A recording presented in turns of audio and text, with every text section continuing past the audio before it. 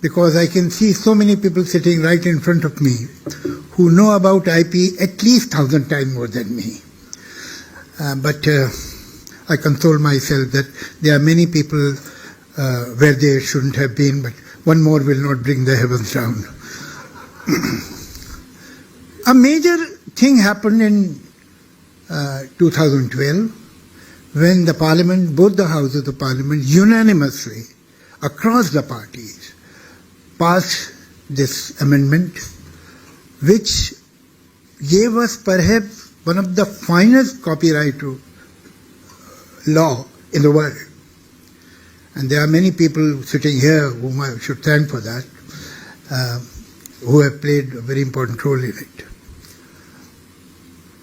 But as you know that there are many laws, they are made and they remain in the book and they are never implemented. They never see the ground.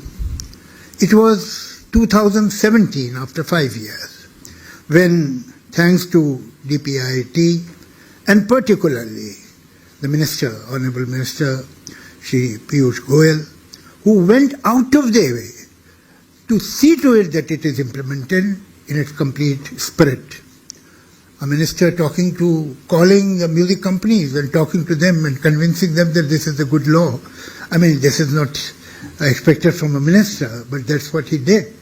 He made it a personal crusade, and thankfully, ultimately in 2017, the writers and composers got an active and influential role in IPRS, Indian Performing Rights Society, which was there.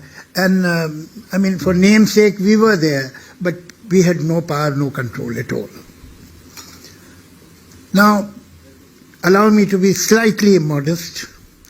When we took over in 2017, the annual income at its peak all over the world and India was 42 crores. This year, we have crossed, it means 8 years or 7 years, 24, 730 crores.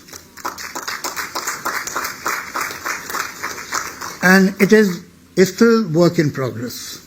I promise you, if things go right, in a couple of years, hopefully we'll cross 1,000 crore.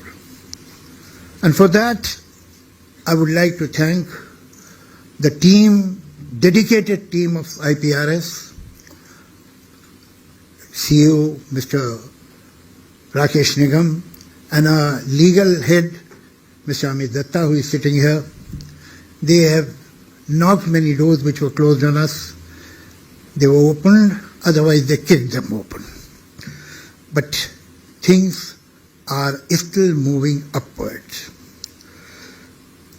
Today, Indian IPRS, Indian Performing Rights Society, is beyond any doubt accepted in the world as the fastest growing society under the royalty of writers and composers, Society for Writers and Composers, in the world. And the chairman of, what's the name of the, SIDAC, mentioned it in his session in Tokyo a couple of years back. Now, I'll talk to you because I am not a technical person. There are many people sitting in the first row who would be able to talk about it with much more competence and mastery than I can. But as a writer, as a poet, as a lyricist, what is my point of view about the music? And what I feel about it, I can tell you. I mean, music is perhaps older than the hills. Because, I mean, we have found musical instruments which are almost 14,000 years old. We have found, archaeologists have found a song written on a, what you call, on a clay plate, which is 4,000 years old. And this way, as far as the human being, the moment Homo sapien took the first taste of any culture or what you call humanity, music was born that day. Music and language Music and poetry are the daughters of the same mother. And the mother is sound. Ultimately, if you imagine what kind of human beings will be there who started walking on 2 feet, how did they communicate? Obviously, there was no language. That time, even no organized music with 7 notes. It was the sound. They would make different kind of sounds. And when that sound froze, it became shabd. When it melted, it became swar.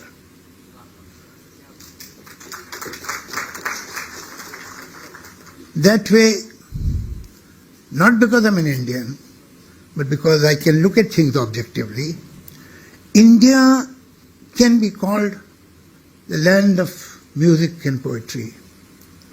Because this is the only country in the world that has 2,000 of year old traditions of music. Two classical traditions, Hindustani and Carnatic. When human society developed into small towns or small villages or small groups of people, that time the poetry was what we call today folk songs. The music was folk songs. But gradually we developed, and when you develop, life becomes more complicated, more intricate, more subtle, more layered. And then came the feudal era all over the world. It is not true of India, it's of the world. This is the process. And then slowly the music was bifurcated. One went to the court, another to the people on the street. So we had two kind of music. And this partition was because for the paucity of time, I won't go into much detail, but I think I'm standing in front of highly educated and aware audience, so I don't have to go into detail. It met after Industrial Revolution. And gradually a synthesis of both the music developed all over the world. People's music and the court's music. Because industrialization brings a new structure of society, new morality, new aesthetics, new availability of things. Music was available to everybody. There was a major invention, which we tend to neglect most of the time. There's the gramophone. Gramophone, life offers you packages. Every package has something good and something not so good. So did the gramophone. Gramophone, on one hand, took the work of the artist to millions, a place where artists could not have reached. But again, let's see, his music reached where he could not reach. This is negative. So what happened for the first time of the recording, the artist, whether the musician or the poet or the singer, they lost that control over their work because they didn't have to be present there. It could happen without them. Once they think that is enough and they are out, it happened. And perhaps we should be thankful to people like Victor Hugo and others who realize that are writing music. I forget the name of a musician in France who went to a restaurant and he ordered for lunch and somebody was playing his music. So he finished his lunch and got up and he said, I will not pay the bill because you are playing my music and your customers are enjoying it. And there was a big hullabaloo about it, and it came into papers, and the idea of copyright started, and then Victor Hugo took it to some other level and so on. So industrialization organizes things, but sometimes what happens, that the tail starts wagging the dog. It happened in music world too. When there is industrialization, the next step, logical step, is corporatization. If there is a corporate, you will have a marketing department who is directly who is holding the pulse of the end user. And then what happens? That the artist is on one end In between, there's a huge machinery of some corporate, and on the other end, the marketing department, which has the direct access to the audience or the listener. Now they tell him what is required in the market. And then this corporate tells the artist, this is what is required. And that is how in this process, the elbow room starts becoming less and less for the creativity. There are two ways of selling things. You make a thing and find the market. Or you find the market and make the thing accordingly. Unfortunately, it is it's an international inclination that nothing should be done for the first time. Second time it's all right. But first time is dangerous. This is what sells in the market. Don't experiment. Don't touch the house of cards. And so what happens? And again it's an international process that you start getting assembly line productions. They are similar. They are in the same range. They are in the same temperament. Even the beat of most of the songs have become one. Can you imagine that? It means creativity has shrunk. It is sitting in a very tight cell. And that is what is happening, and has happened all over the world. Now, what is the remedy? The artist doesn't have the choice to say no. The market is totally controlled. The artist doesn't have any elbow room because this is what the market wants, at least told by the marketing world. They are not looking for the market for you have made. They have asked you to do what the market is. It is not surprising. Let's go back a little. The gramophone, when it was invented, for 10 years they did not know the use of it. And they say, all right. I mean, when a boss gives the dictation, the stenographer can record it and later she can write it down, or it can be used for this. It took them 10 years to realize that it can be used for music, because nothing should be done for the first time. The same way it is happening all over the world to music. And how do we break this? I'm not saying that we don't need marketing. Marketing is very important. Of course, without marketing we can't survive in this competitive world. But there has to be a balance between creativity and the market. You have to make new markets. That is called marketing. If you are adhering to the market's order, then what kind of a marketing person you are? There is no creativity in you. There is no experiment, no courage. But how do you make this artist, the creative person, to be able to say, no, I will not do this. No, I have this right. That is where the IP laws come. And the fact is that it is not the victory, it will not be the victory of the artist versus the rest of them. No.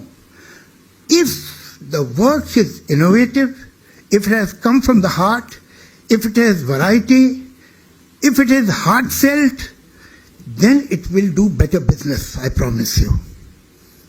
Whatever you do from your depth of your heart, it reaches other people's heart. Your dishonesty, your manipulation, your cold-blooded attitude towards the work is also conveyed. Instinctively. People don't have to be geniuses to understand that. And that's why you can see all over the world today, the shelf life of music is reducing by the day. Because it is not heartfelt work. Because it is ordered. They have been told to do this. They don't have any freedom. And when will they have this freedom? When they will make this music industry more alive, more potent, more strong. This can happen only by the creative work, good work, not by any kind of marketing. Because you are marketing substandard work. This can only happen if you give power to the artist, security.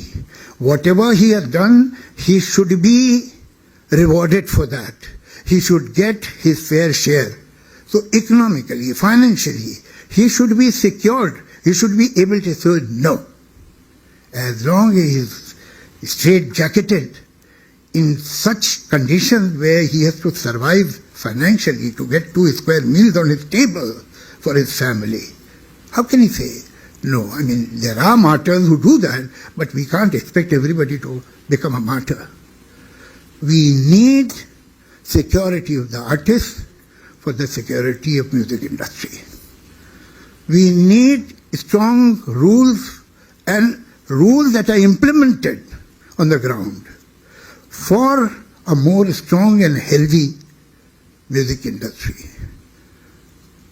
I am thankful to the government that they have made very good laws, very good rules, but I am afraid that those rules, many of these rules, are not totally implemented.